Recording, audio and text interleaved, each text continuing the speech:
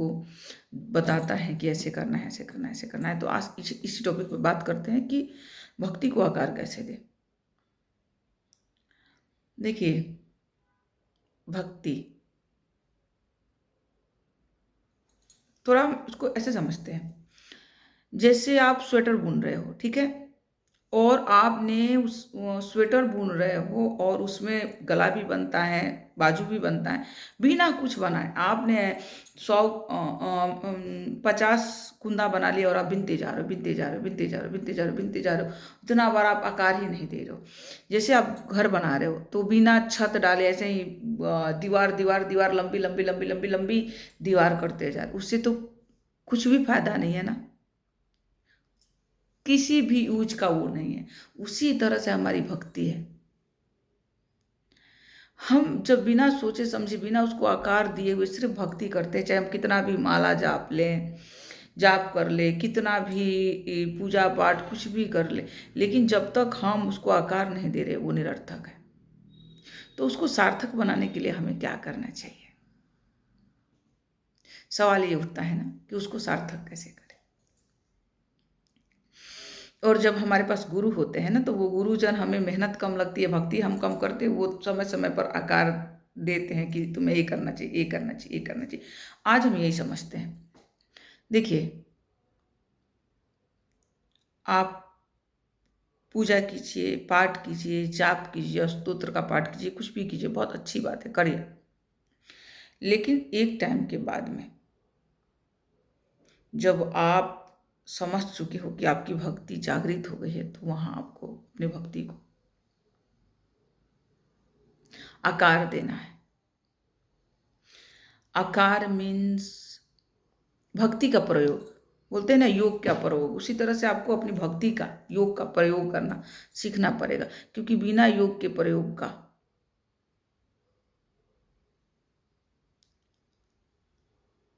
कोई फायदा नहीं है भक्ति करने का, है ना?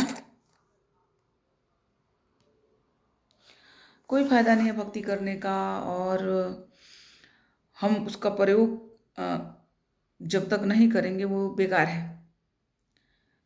तो प्रयोग कैसे करें, है ना? प्रयोग कैसे करें है थोड़ा मुश्किल, लेकिन आप कोशिश करोगे तो प्रयोग करना आपको आ जाएगा। देखिए, हर चीज में, किसी भी चीज में सबसे पहले जरूरी क्या होता है? बैलेंस करना। तो भक्ति और अपनी गृहस्थी को आप बैलेंस कीजिए कि आपको भक्ति कितना करना है और घर परिवार को कितना टाइम देना है।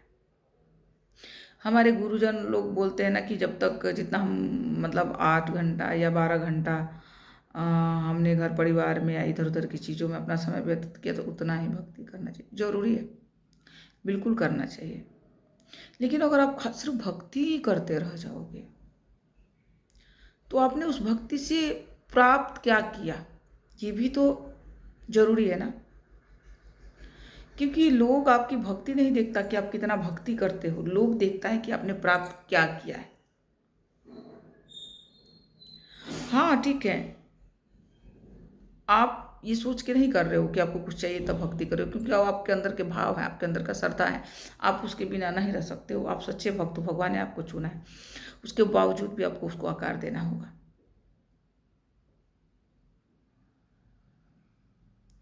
और उसको आकार देने के लिए करना क्या होगा? पहले तो सबसे पहले ये समझना है कि हमारी भक्ति जागृत हो चुकी है। और जब हमारी भक्ति जागृत होती है ना, तो भगवान छोटे छोटे छोटे छोटे चीज़ें हमारी नज़र के सामने, आप ध्यान में बैठोगे आपको वो चीज़ दिख जाएगा, कभी कुछ कभी कुछ, ऐसी ऐसी ऐसी चीज़ें अनुभव होने लगता है। छोटी छोटी चीज़ों का अनुभव होने लगेगा, कभी कभी बड़ी चीज़ों का भी अनुभव होने लगता है। तो ये ऐसे समझिए कि आपके पास फजल जो होता है ना, जिसको जोड़ के हम एक रूप बनाते हैं, ईश्वर आपको छोटी छोटी एक एक पीस दे रहा है, उस पीस को आपको जोड़ना है। और आप आंख बंद करके बैठे रहोगे या सारा शक्ति आप भक्ति करने में ही लगा दोगे, तो आप जोड़ नहीं पाओगे। तो उसको जोड़ने के लिए आपको बैलेंस करना बहुत जरूरी है। आप भक्ति थोड़ा टाइम कीजिए लेकिन उसका परिणाम ज़्यादा, क्योंकि जो भी जितना ही टाइम है भगवान को दीजिए वो भाव से दीजिए।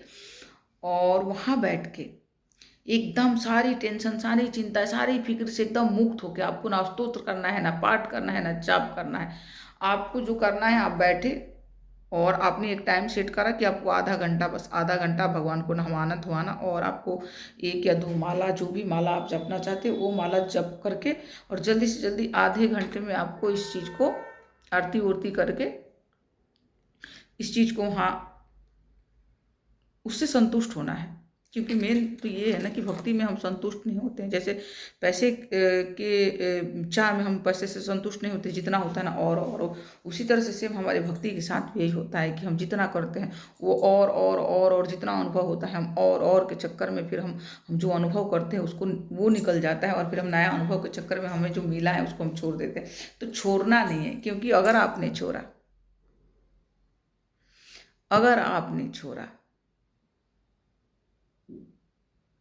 तो फिर आप रूप नहीं दे पाओगे।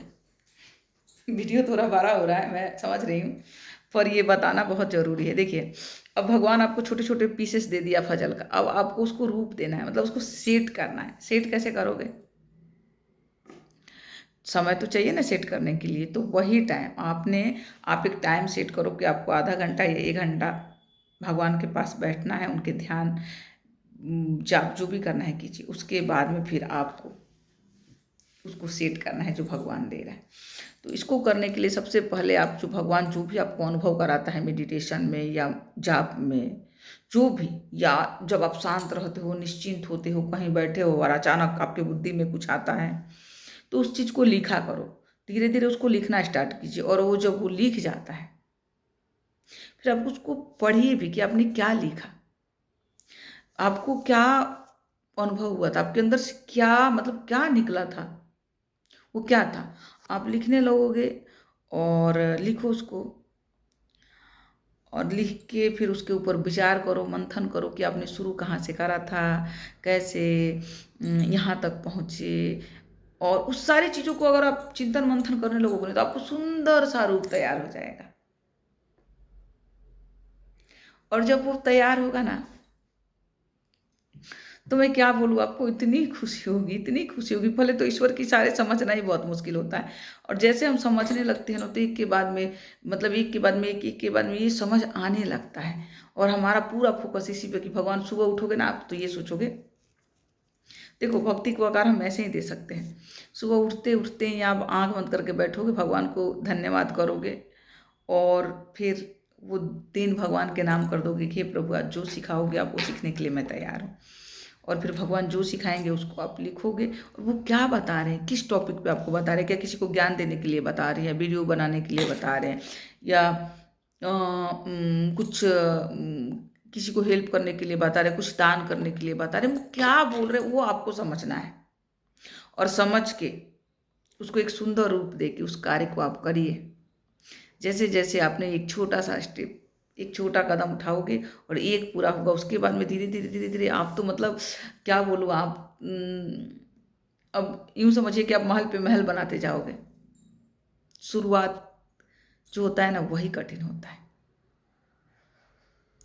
और इसी तरह से हम भक्ति को आकार दे सकते हैं। भगवान जो समझाते हैं उसको समझिए, भगवान जो पीस दे रहा है उस टुकड़े को अपने पास इकट्ठा कीजिए, लिख लिख के अपने डायरी में, और फिर एक उसको सुंदर रूप दीजिए। चाहे वो कहानी हो, या कहीं किसी मंदिर में गए हो वहाँ का अनुभव हो, या कुछ भी हो, या भगवान ने अचानक आपके मन में एकदम से पैदा करा कि अरे आज गरीबों को भोजन कराना है, आज किसी को कोई आया उसके लिए दया उमरा कि आज इसको स्वेटर दान करना है, किसी सूखे पेड़ को देख रहे हो तो लग रहा है कि अरे ये सूखा, इसको पानी की ज़रूरत है। इस तरह से चीज़ें आप करोगे ना, तो अपने आप आपकी भक्ति को आकार मिलता जाएगा।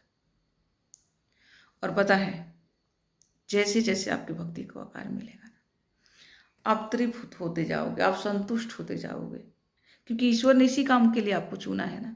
सिर्फ बैठ के माला जपने के लिए नहीं चुना है, काम करने के लिए चुना है, कुछ करने के लिए यहाँ इस धरती पे भेजा है। तो इस चीज़ को करिए और अपनी भक्ति को आकार दीजिए। कैसा भी, कुछ भी जो ईश्वर आपको बता रहे उसको समझने की कोशिश करें। बैठिए, पूजा के बाद में 10 मिनट 5 मिनट भगवान के पास बैठिए, उनको बोलिए कि प्रभु आप क्या समझाना चाहते हो, मैं तैयार हूँ उस चीज़ को समझने के लिए। आप मुझे समझाइए, और धीरे धीरे देखिएगा कैसे जीवन पलटेगा। क्योंकि हमारे प्रभु का जो फजल है ना,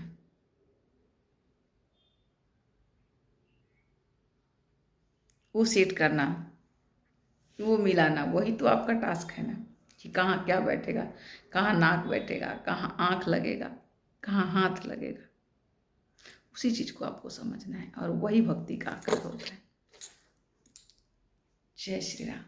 हर हर महादेव।